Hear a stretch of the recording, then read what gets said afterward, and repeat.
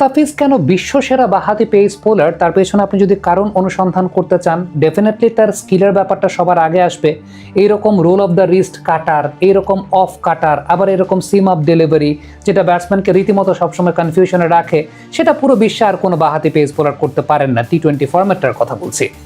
দ্বিতীয়ত যে বিষয়টা সবচেয়ে ইম্পর্টেন্ট সেটা হচ্ছে প্রেশার সিচুয়েশনে মোস্তাফিজ যেরকম বরফের মতো মাথাটাকে ঠান্ডা রাখতে পারেন, ব্যাটারকে ডিসিভ করতে পারেন, এইটার এবিলিটিও মোস্তাফিজের যে পরিমাণ আছে খুব কম বোলারের সেই পরিমাণ আছে।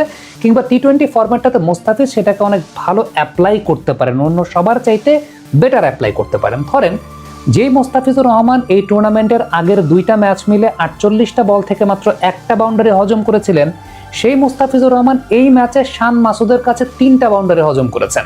সো প্রেশার সিচুয়েশন, প্রত্যেকদিন আপনার স্কিল আপনাকে হয়তো বা সাপোর্ট করবে না, প্রত্যেকদিন আপনার স্কিলের বেস্ট ডিসপ্লেটা আপনি করতে পারবেন না, বাট বিশ্বসেরা বোলারের বৈশিষ্ট্য ওই জায়গাটাতেই ওই প্রেশার সিচুয়েশনটাকেও ওভারকাম করা এবং ব্যাটারের সঙ্গে এক ধরনের মাইন্ড গেম খেলা, যেটাকে আমরা ইংরেজিতে বলি ফক্সিং।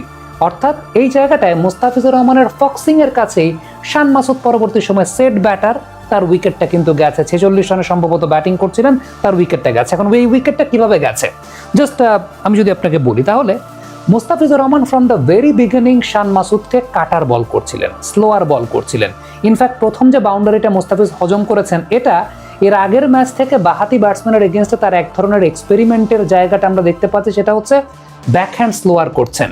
প্রথম বলটা কিন্তু ব্যাকহ্যান্ড স্লোয়ার করেই তিনি আলটিমেটলি 4 খেয়েছেন। আমি জানি না মোস্তাফিজ কেন আসলে খালি খালি বাউন্ডারিগুলো খাচ্ছেন, মেবি তিনি কোনো কিছুর একটা নতুন এক্সপেরিমেন্ট করছেন, তার ভান্ডারে চতুর্থ অস্ত্র যুক্ত করার চেষ্টা করছেন এবং এটা ম্যাচ এক্সপেরিমেন্টে এখান থেকেই করছেন। এনিওয়েজ তিনি 4 খেয়েছেন।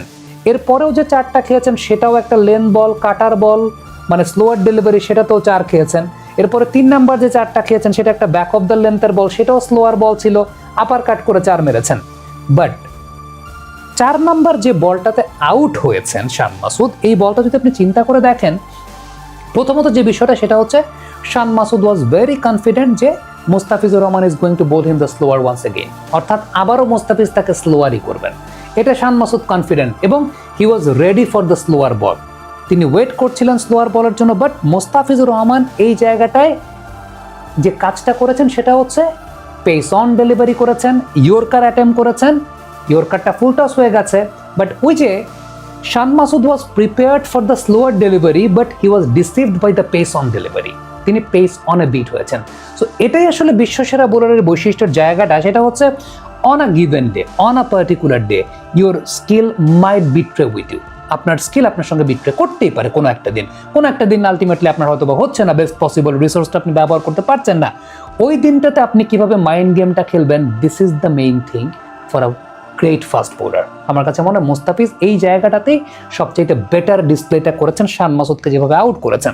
এর আগে সাহেবজাদা ফারহানকে আউট করেছেন, তিনিও একজন সেট ব্যাটার ছিলেন, সম্ভবত 24 বা 25-এ ব্যাটিং করছিলেন। So the matter is Shan Masood set batter 46-এ ব্যাটিং করছেন, সাহেবজাদা ফারহান সেট ব্যাটার 24-এ ব্যাটিং করছেন। Both of them was deceived by Mustafizur Rahman. এবং আপনি খুব ভালো মতো চিন্তা করে দেখবেন যে, আবারও বলি, মোস্তাফিজের স্কিল নিয়ে তো আসলে কোনো কথা নাই, বাট কখনো কখনো এরকম দিন যাবে যে সমস্ত দিন আপনার স্কিলটা আপনার বেস্ট পসিবল আউটপুটটা দেবে না।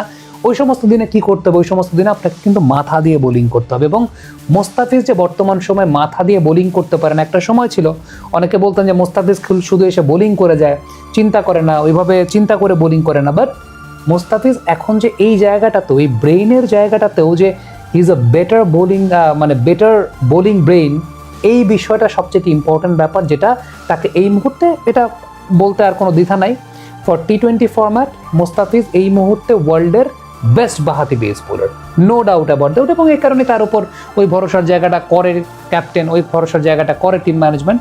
এবং আপনি দেখেন যে এই ম্যাচটা তো Shan Masood, he was ready for the slower delivery, but Mustafiz all of a sudden he just bowled the pace on delivery এবং ডিসিভ দ্য ব্যাটার। সো এই জায়গাটা আমার কাছে মনে হয় যে সবচাইতে ইম্পর্টেন্ট ব্যাপার, যে একজন বোলারের যেদিন হয়তো বা তার স্কিলটা তাকে সাপোর্ট করছে না, ওই দিনটাতে কিভাবে তিনি উতরে যাবেন, this is the main thing. এটাই একজন বোলারকে একটা মিডিওকার বোলার থেকে গ্রেট বোলারে পরিণত করে।